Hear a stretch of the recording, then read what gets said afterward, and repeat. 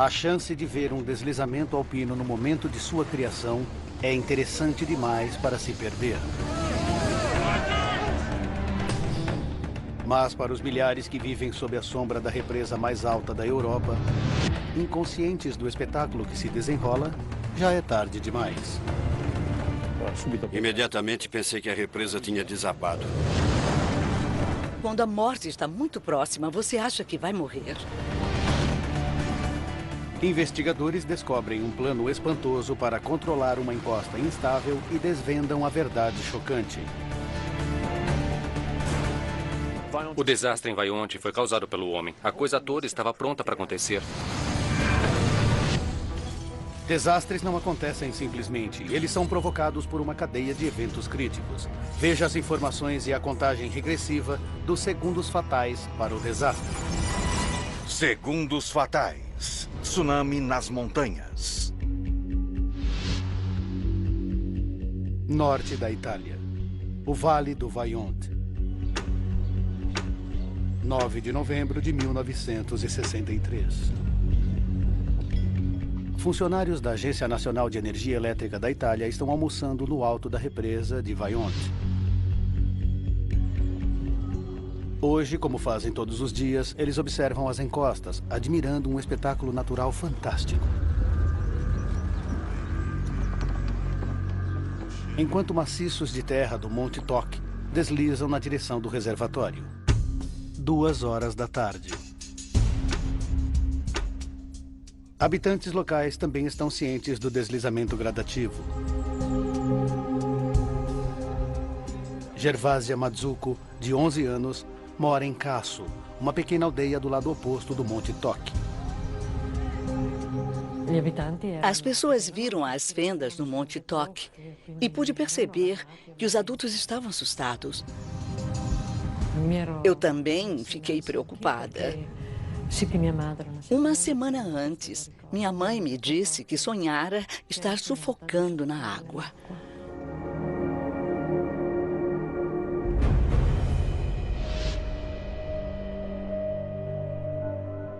A 6 quilômetros da represa, encontra-se a usina de força de Soverzene, onde a água liberada do reservatório movimenta 4 turbinas gigantescas. Luigi Rives é gerente-geral da usina e tem acompanhado o deslizamento diário da encosta. Hoje o movimento é tão grande que ele imagina que pode haver alguma coisa errada. Eu recebi os dados sobre o movimento do deslizamento. Fiquei surpreso e pedi confirmação. Não, me disse lui. Da sala de controle, eles podiam ver blocos de rochas e solo caindo na água. O gráfico mostrava que um desabamento estava prestes a ocorrer. Prendendo um andamento assintótico.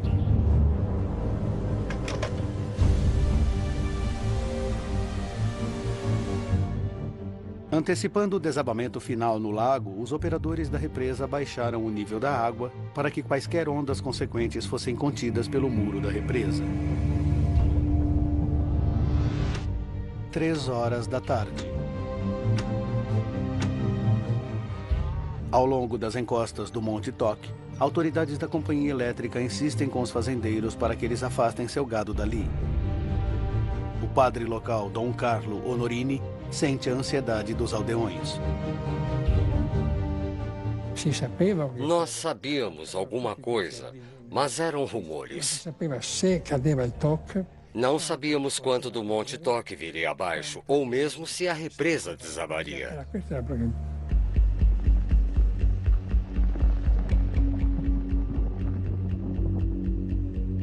No fim da tarde, a mãe de Gervásia resolve tirar o gado da família dali. Eu queria ir até o Monte Toc com a minha mãe, como sempre fazia. Mas ela disse que era melhor eu ficar com a minha avó e que ela voltaria na manhã seguinte.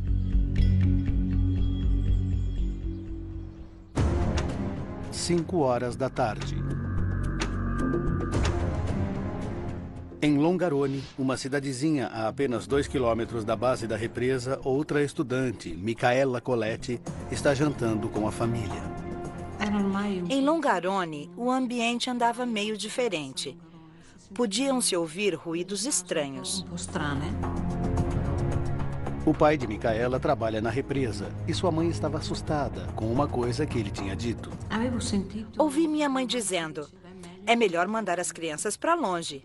Eu fiquei chocada e pensei: o que foi que fizemos para a mamãe querer se livrar de nós? Meu pai replicou: se tivermos de morrer pelo desmoronamento da represa, é melhor morrermos todos juntos. 6 horas da tarde. 6 di sera. Às 6 da tarde, disseram-nos que o desabamento ia começar e nos mandaram subir. Andate sul posto. O pessoal-chave da usina de força foi convidado a se juntar aos engenheiros no alto da represa para monitorar o deslizamento. Mas Luigi tem trabalho a terminar. Avevo quasi voglia di salire. Non c'era... Eu queria subir, mas disse a um colega: infelizmente, preciso terminar isto. E fiquei enquanto ele subiu. 9 horas da noite. Da posição privilegiada no topo da represa mais alta da Europa, os colegas de Luigi esperam testemunhar a criação de uma onda como um tsunami de 20 metros de altura devido ao deslizamento na água.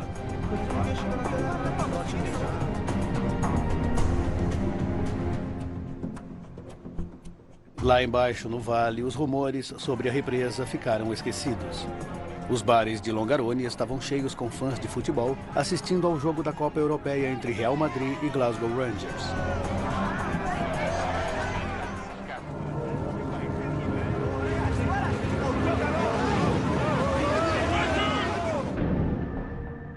– 10h39 da noite. Em Casso, bem acima da represa, Gervásia dorme profundamente.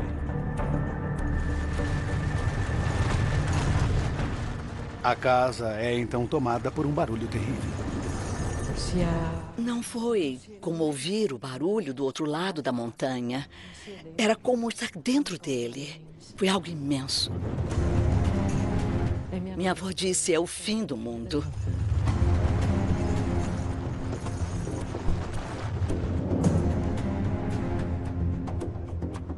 Na igreja da aldeia, Dom Carlo Honorini ouve o mesmo som forte.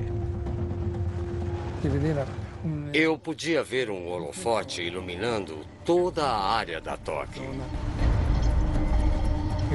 Eu vi uma coisa negra. Era uma sombra grande. Estava se erguendo. Uma coluna de água atingiu a torre do sino. Água e rochas caíram sobre Casso. Eu caí de joelhos, gritando de pavor.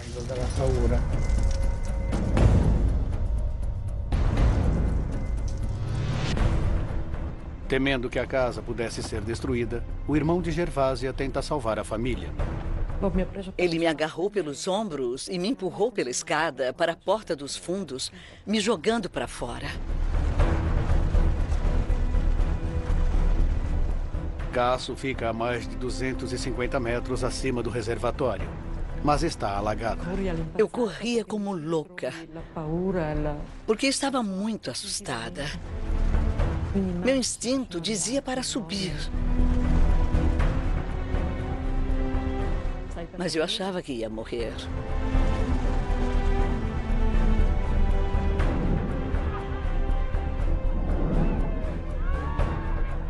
Abaixo da represa, em Longarone, as luzes das ruas se apagam.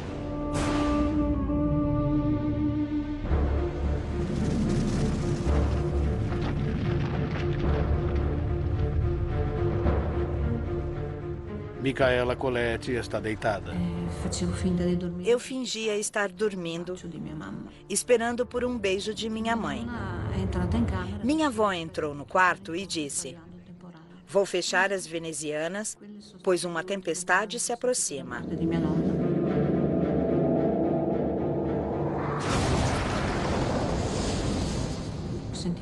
Senti minha cama se dobrar ao meio. Eu estava lá dentro. E tudo aconteceu com uma velocidade aterradora.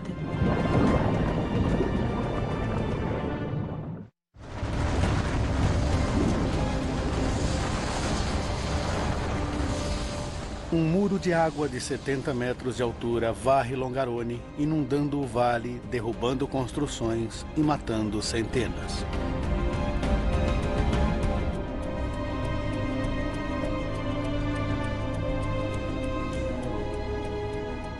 Vinte minutos depois, resta apenas um rastro de morte na paisagem de Longarone.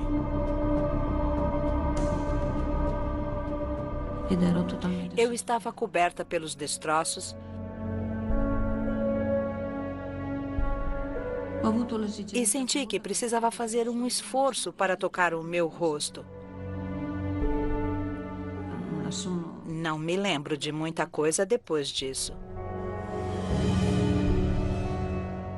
Longarone estava destruída. Começam os esforços para um resgate, mas poucos sobreviventes são encontrados. Casas, ruas, a ferrovia, tudo agora jaz enterrado nos escombros.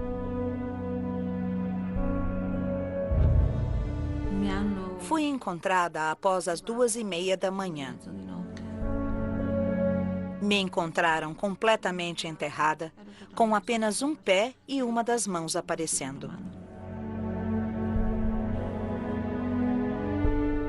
Micaela é uma das 30 crianças resgatadas e a única da família a sobreviver.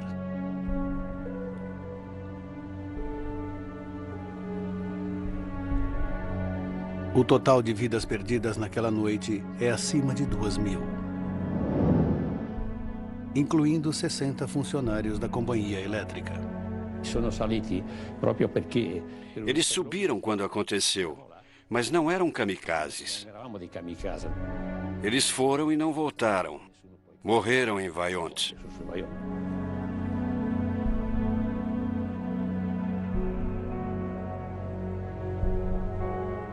À luz do nascer do dia, os homens do resgate ficaram atônitos por ver que pedras e lama agora enchiam o imenso reservatório, e uma cicatriz fantasmagórica em forma de M, de calcário recém-exposto, identifica onde horas antes havia terra cultivável.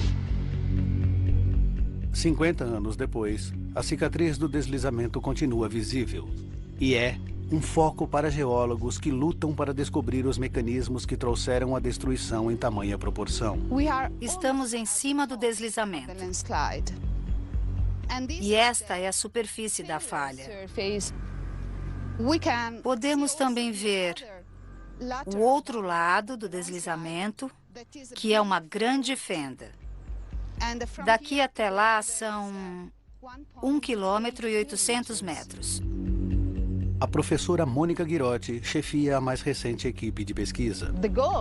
A meta da minha pesquisa é obter 3 modelos tridimensionais de deslizamentos para entender melhor o que aconteceu em 1963.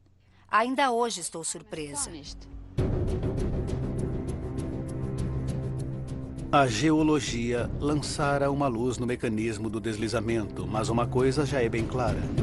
O desastre tem suas raízes na recente intervenção do homem neste vale. O professor David Petley chefia uma força de trabalho internacional para investigar, predizer e evitar deslizamentos catastróficos. Entender o desastre de Vaillant é um dos mais importantes desafios de sua carreira. Vaillant, em termos de perda de vidas, é o maior desastre envolvendo um deslizamento na Europa no último século. E provavelmente é o deslizamento mais importante de todos os tempos, porque despertou a nossa consciência para uma série de problemas. As descobertas de Petley são inequívocas. O desastre em Vaillant foi causado pelo homem. Não há dúvida de que o desastre de Vaillant não teria acontecido se o homem não tivesse se envolvido. Agora, mergulhando nas investigações, podemos revelar por que 270 milhões de metros cúbicos de encosta montanhosa deslizaram para o reservatório de Vaillant e como puderam matar mais de 2.000 pessoas. Petley irá fazer os passos dos engenheiros originais que tentaram entender a geologia do vale e identificará os erros críticos que levaram ao desastre.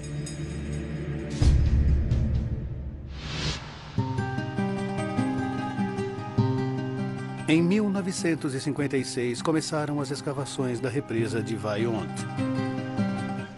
Ela bloqueará um desfiladeiro escarpado para criar um dos lagos mais profundos feitos pelo homem e gerar hidroeletricidade para alimentar o boom econômico pós-guerra da Itália.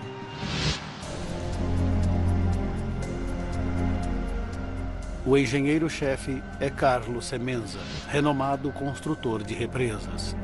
Este será seu projeto final antes de se aposentar. E ele sabe que a espetacular cadeia de montanhas Dolomitas da Itália oferece uma oportunidade única.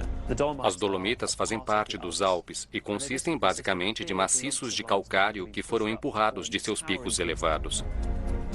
As encostas íngremes do Vale de Vajont parecem torná-lo a locação ideal para uma represa. A represa poderia ser relativamente estreita e, portanto, pequena em termos de largura, mas era, obviamente, muito alta e detinha grandes volumes de água no vale ao fundo. Semenza e sua equipe de geólogos são bastante cuidadosos ao vistoriar o local onde serão construídas as fundações da represa, mas prestam pouca atenção ao vale rio acima, que eventualmente será inundado. Na década de 1950, a ênfase era dada no projeto de engenharia correto para a represa, e muito pouco trabalho foi dedicado a entender a geologia rio acima. Foi considerado que não era relevante para a represa ou reservatório. Petley acha alarmante a atitude casual deles devido à conhecida instabilidade geológica da região. Entre as montanhas do vale há muitas pedras menos resistentes, muita areia e argila. O sistema todo tem falhas, por isso é inquietante. É o ambiente clássico para a criação de deslizamentos. Nada disso é novidade para a população local. Eles vivem em constante vigilância para sinais de quedas de rochas e deslizamentos. E o Monte Toc, adjacente à localização da represa, até ganhou um apelido, a montanha que anda. A construção continua por 2 anos e a represa de 261 metros de altura está quase pronta, quando em 22 de março de 1959, um novo reservatório na vizinha Pontesi sofre um grande deslizamento, criando uma onda como um tsunami de 20 metros de altura, afogando um funcionário e passando por cima da represa. Esta foi a primeira vez que se entendeu que havia efeitos realmente danosos de grandes deslizamentos e que enviou um choque sísmico nos reservatórios no norte da Itália. E foi justamente esse mecanismo que causou morte e destruição em Vajont. A encosta deslizou para o lago, gerando um enorme tsunami. A represa permaneceu intacta, mas a onda a cobriu, inundando o vale abaixo. A indústria hidráulica subestimou as consequências potenciais de inundar um vale. À medida que o reservatório enche, encostas que foram drenadas para um vale profundo durante milhares de anos tornaram-se alagadas pela primeira vez, com resultados surpreendentes. Rochas que parecem sólidas são feitas de blocos separados, que se mantêm no lugar pela gravidade e pela fricção. Você deve pensar em um bloco, uma rocha em uma encosta como sendo um barco. Quando o nível de água aumenta, os blocos começam a flutuar. Não completamente, mas a boiar um pouco. E, conforme isso acontece, a força da fricção, a resistência ao movimento diminui, e isso torna o deslizamento muito mais provável. Temendo a repetição de um deslizamento e tsunami fatais em Pontesi, a companhia elétrica encomenda um estudo dos barrancos do reservatório proposto no Vale de Vajont. O geólogo-chefe do projeto é o professor Leopold Miller, e ele emprega Eduardo Semenza, filho do engenheiro-chefe e geólogo recentemente habilitado, para conduzir o estudo. Eduardo caminha por todo o vale fazendo observações das formações rochosas. Quando ele vê evidências de antigos movimentos em grande escala nas encostas íngremes próximas à represa, tudo indica que os piores temores da companhia elétrica estão confirmados. Eduardo Semenza estava convencido de que havia um grande e antigo deslizamento localizado no barranco sul do reservatório. Um velho deslizamento já havia se movido, por isso as rochas em sua base provavelmente estavam muito mais enfraquecidas. Eduardo teme que a inundação do vale possa reativar o deslizamento que, por sua vez, levaria a um catastrófico tsunami, repetindo o evento mortal de Pontesi em mega escala. A massa de deslizamento que ele identificou estava a 100 metros da represa. Se Eduardo estiver correto, então ele pode causar o abandono de todo o projeto da represa. Para o pai de Eduardo, Carlos Semenza, a notícia é devastadora e ele inicia uma investigação mais detalhada. Se este é o local de um antigo e enorme deslizamento, existem evidências nas camadas geológicas. Os engenheiros cavaram 3 buracos na encosta, na zona de perigo identificada por Eduardo. A equipe de geólogos procura sinais de movimentos prévios, rochas que sofreram abalos ou camadas de argila instáveis. Apesar da perfuração de 170 metros na rocha, eles não encontram evidência de um antigo deslizamento. O líder do projeto, Carlos Semenza, está aliviado. Seu conselheiro, o geólogo-chefe professor Miller, tem certeza de que as encostas são feitas de blocos de calcário sólidos e sem mobilidade.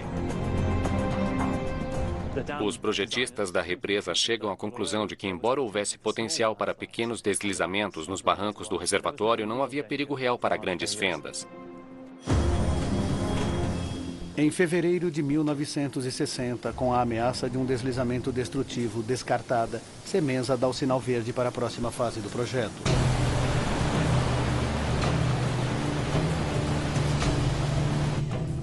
Antes de passar a represa para a companhia elétrica, eles precisam confirmar sua integridade estrutural, enchendo o reservatório até em cima. Em outubro, o reservatório tem 170 metros de profundidade, 91 metros abaixo do máximo, e a represa resiste perfeitamente. Mas então, um contratempo. Agricultores descobrem uma enorme fenda em forma de M diretamente acima do reservatório.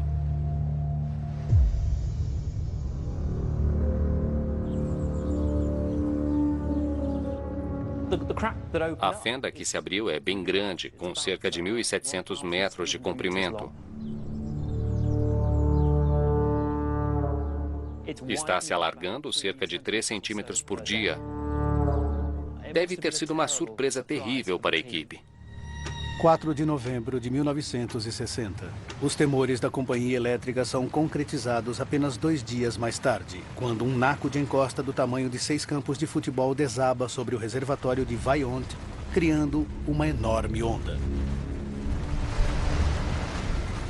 Felizmente, ninguém se feriu. Mas o resto desse deslizamento colossal ainda está em movimento, e os registros revelam uma nova sensação de urgência na companhia elétrica.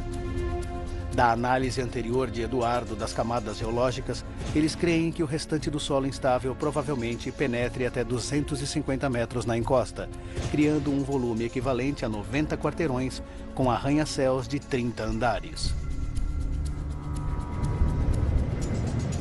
O engenheiro-chefe Carlos Semenza precisa controlar essa encosta antes que a massa instável desabe no lago e destrua o vale abaixo.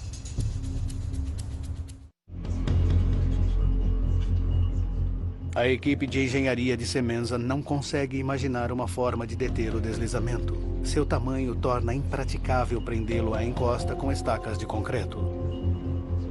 Mas o professor Miller tem um palpite de poder controlar a velocidade do deslizamento para o reservatório e evitar um tsunami devastador.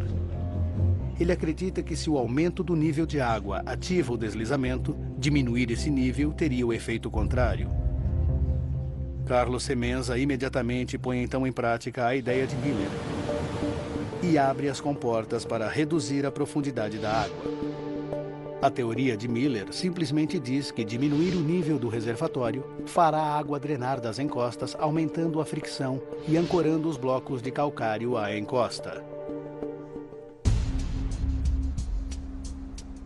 Nos 2 meses seguintes, a taxa de movimento diminui de 3 centímetros por dia para 1 milímetro.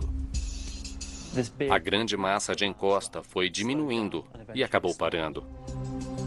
Como consequência, Miller e Semenza tinham certeza de que o aumento do nível do lago elevaria o movimento e a diminuição do nível o reduziria. Mesmo que não possam deter permanentemente o deslizamento, os dois homens estão convencidos de que podem controlar sua velocidade em direção ao vale.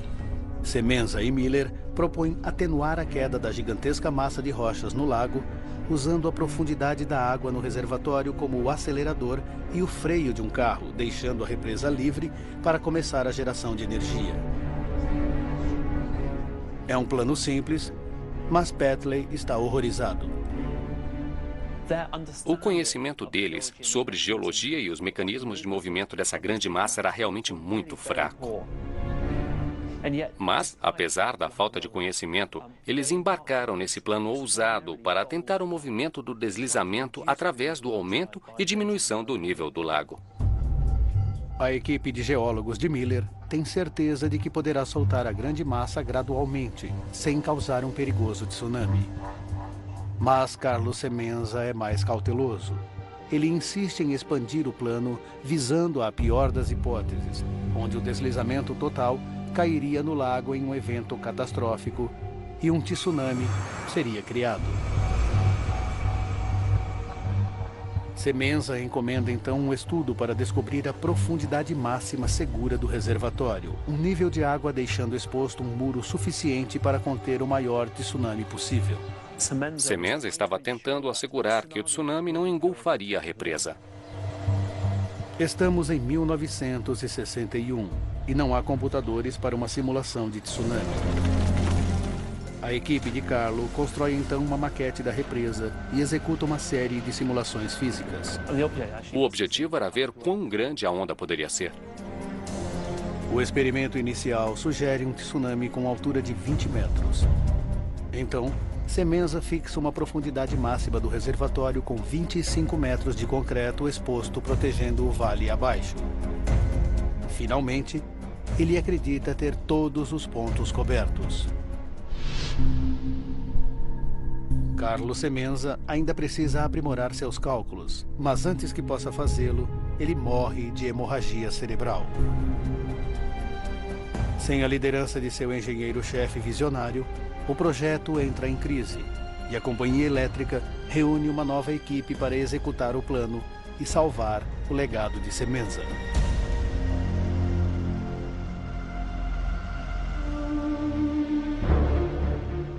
26 de setembro de 1963. Nos 2 anos desde que o túnel foi completado, o nível do reservatório foi sistematicamente elevado e abaixado para manipular o deslizamento para o vale inundado. Até então, o plano funcionou. 2 semanas antes do desastre, o deslizamento moveu-se um total de 3 metros. Os operadores da represa têm certeza de que possuem a habilidade de controlar o deslizamento. O reservatório agora está o mais alto possível, 245 metros acima da base da represa, 10 metros mais alto que o nível de segurança máxima de Semenza. Não há dúvida de que eles estão tentando chegar a um ponto onde o deslizamento escorregou para o lago. Na realidade, eles estavam empurrando o nível do lago para tão alto quanto eles pensavam que fosse possível. Sua estratégia de alto risco parecia compensar, e o deslizamento está pegando velocidade. As comportas são abertas para permitir que o lago desça a um nível seguro antes da queda final. Os operadores da represa esperam que, como visto previamente, baixar o nível de água diminua a velocidade do deslizamento. Mas desta vez é diferente. De fato, o deslizamento continua a acelerar. Isso eles não esperavam. Por isso ficaram confusos com o que estava acontecendo. Se a encosta cair agora, a simulação garante um tsunami que se derramará sobre o muro da represa. Durante 2 semanas tensas, o nível do reservatório é baixado tão rapidamente quanto os operadores ousam, sem causar estresse nas encostas. Mas o deslizamento continua a se acelerar. Em 9 de outubro de 1963, a encosta está se movendo 30 centímetros por dia. Mas o reservatório desceu para deixar 25 metros de concreto exposto. E os operadores da represa respiram aliviados, na certeza de que o muro deterá qualquer onda. Como o nível do lago estava agora abaixo do tamanho máximo de um tsunami que eles identificaram, a situação é considerada completamente a salvo. Tão a salvo que os gerentes da companhia elétrica são convidados a testemunhar a criação do tsunami e a população local não é alertada sobre perigo algum.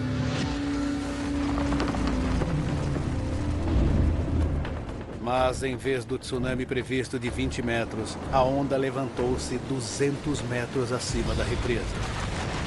10 vezes maior do que o esperado.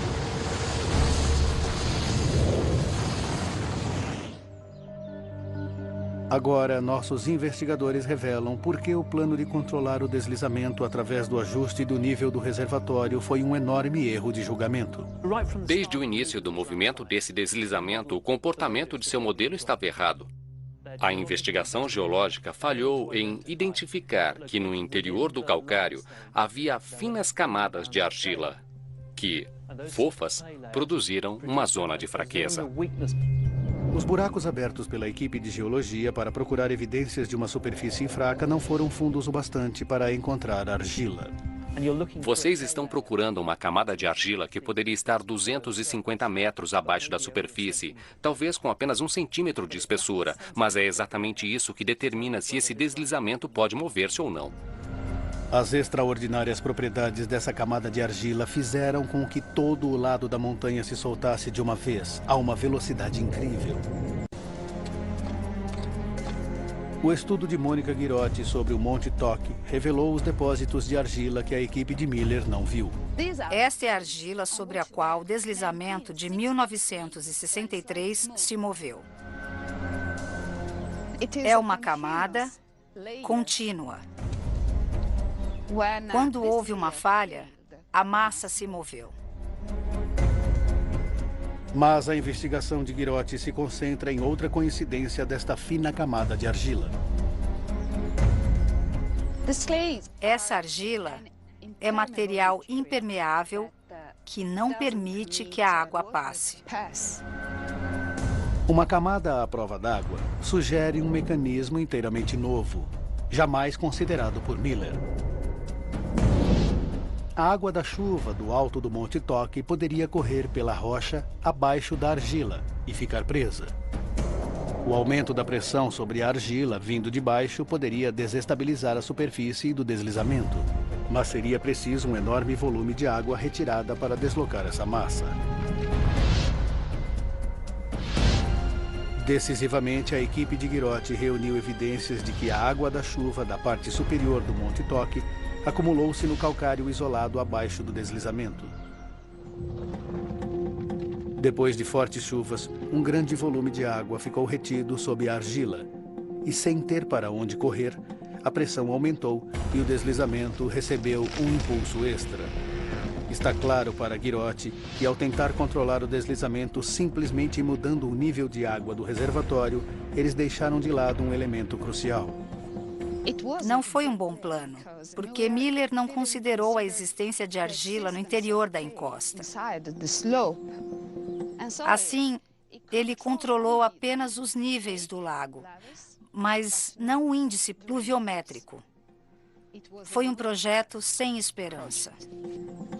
Se a equipe de geologia original tivesse sabido da argila, Petley acredita que a história teria seguido um caminho diferente. Muito se sabia sobre o fato de a argila ser um material fraco, e se eles pressentissem que havia camadas de argila presentes, sem dúvida teriam deixado o local naquele ponto.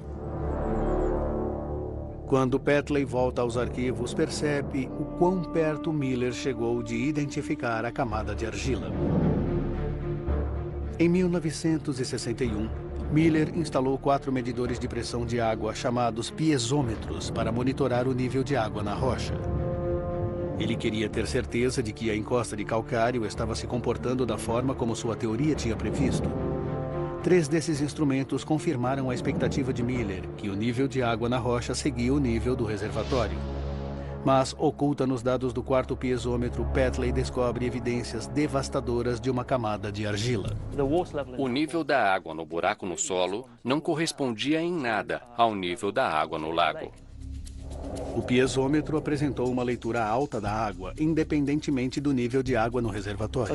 Isso provavelmente era uma indicação de que as camadas de argila estavam retendo a água com alta pressão sob a massa de deslizamento. Mas Miller assumiu que o quarto piezômetro estava defeituoso e que seus dados estavam errados. Como o comportamento desse buraco no solo não estava em conformidade com as ideias de como o deslizamento estava operando, ele foi ignorado. Para Petley, as sementes do desastre foram plantadas nessa falha sistêmica de entender a geologia do Monte Toque. O que ela mostra é que se o modelo que você está operando não explica alguns comportamentos que você está vendo, então seu modelo está errado. E falhar em desenvolver seu modelo àquele ponto significa que você, na realidade, permite, potencialmente, um grande deslizamento como este. Petley agora entende por que o deslizamento ocorreu. Mas um último mistério envolve o desastre de Vaillant. Por que o tsunami foi muito maior do que se esperava?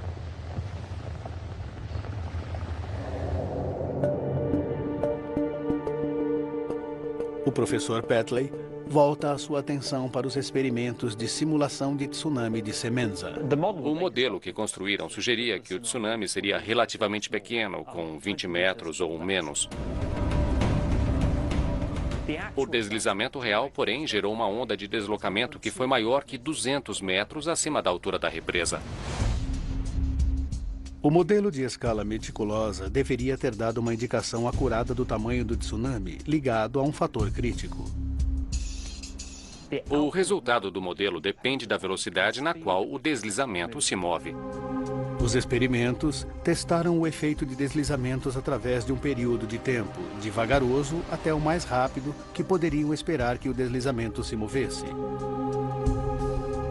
A equipe de engenharia tinha um palpite bem fundamentado de que 1 minuto seria o mais rápido que o deslizamento levaria, correlacionando-se com apenas 4 segundos na simulação. Mas quando Petley examina dados da noite do desastre, ele descobre que todo o desmoronamento levou apenas 45 segundos. Embora apenas 15 segundos menos que o estimado, esse erro de 25% é suficiente para mudar totalmente o resultado da simulação. O modelo construído era muito sensível e muito bom, mas em modelagem por computador sempre usamos a frase garbage in, garbage out. O lixo que entra é o mesmo que sai. E nesse caso, porque se assumiu que o deslizamento se moveria lentamente, eles alimentaram um modelo com dados que provocaram resultados enganosos. Implementar os resultados falsos da simulação teve consequências muito reais. A velocidade incrível da queda final intriga os cientistas há quase 5 décadas. A aceleração é realmente dramática. É como a aceleração de um carro de Fórmula 1. Em poucos segundos, esse deslizamento foi do movimento de poucos centímetros por hora para provavelmente cerca de 100 quilômetros por hora. Petley agora acredita ter solucionado o mistério dessa fenomenal aceleração final. E mais uma vez, a resposta está na argila e seu comportamento extraordinário quando comprimida no solo profundo. É preciso pensar que há 200 metros de calcário sólido sobre essa camada de argila. Petley mostrou que, quando enterrada sob milhões de toneladas de rocha, a argila normalmente fofa torna-se rígida. O material é essencialmente instável, é rígido e é forte. Durante milênios, a argila não foi remexida. Mas encher o reservatório pela primeira vez criou uma tensão enorme sobre essa camada fina. Isso permitiu que a argila começasse a se deformar e, conforme isso ocorria, gerou o que chamamos de microfendas, pequenas rachaduras, fraturas que aumentavam na argila. O comportamento surpreendente dessas microfendas é a chave para a aceleração final do deslizamento. À medida que o deslizamento continuava, essas pequenas fendas cresceram, projetando-se para fora, formando grandes rachaduras, e conforme elas se juntavam, formaram uma única superfície por toda a argila. Uma vez que as microfendas se espalharam pela superfície em forma de M do deslizamento, o colapso total era inevitável. Testemunhas relatam que o colapso final ocorreu em apenas 45 segundos. Mas a análise de Petley mostra que essa fase irreversível final começou muito antes. O evento de 45 segundos é a parte que percebemos, mas, de fato, essa aceleração final do deslizamento não ocorreu em 45 segundos, mas em cerca de 60 dias.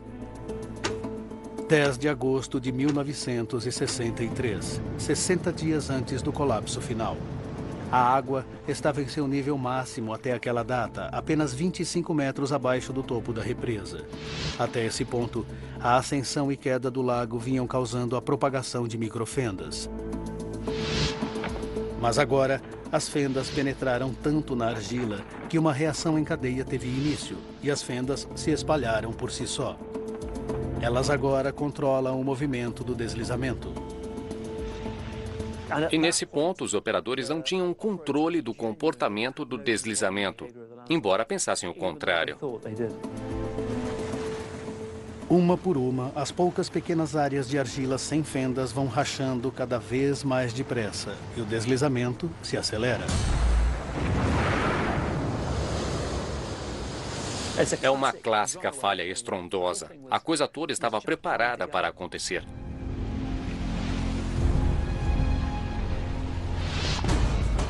Após 50 anos de incertezas, podemos revelar como a construção da represa mais alta da Europa provocou um tsunami que destruiu uma comunidade inteira. 9 de outubro de 1963. 4 horas e meia para o desastre.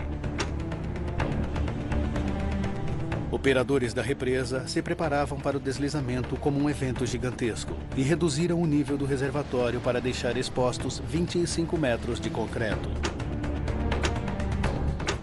2 minutos para o desastre.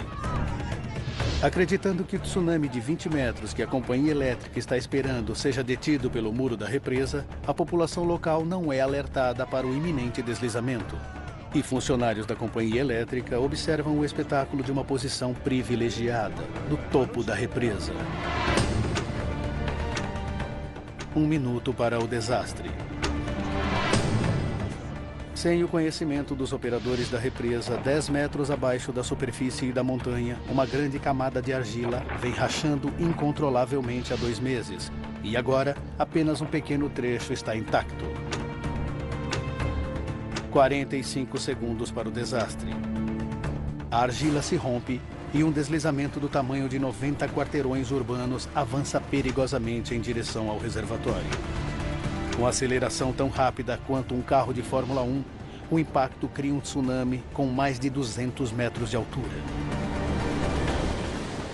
30 milhões de toneladas de água se precipitam por 261 metros, abrindo um buraco de 40 metros de profundidade no solo do vale. O vale estreito acelera a coluna de água, que abre caminho a 140 km por hora.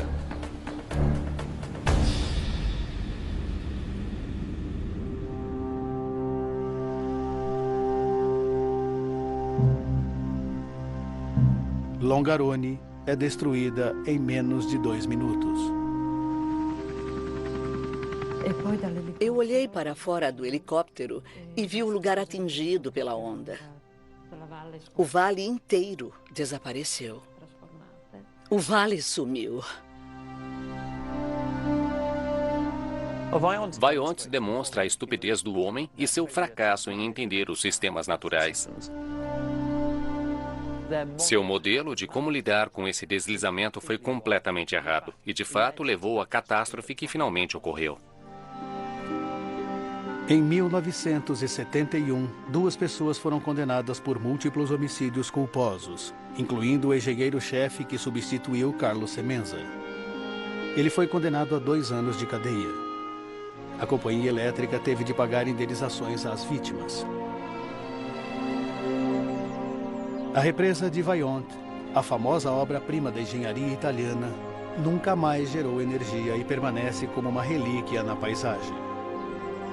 Hoje, Engenheiros e geólogos têm sempre de examinar as encostas de reservatórios propostos e explicar por que são mais seguros do que as encostas do Vale de Vaillant. Versão Marshmallow São Paulo.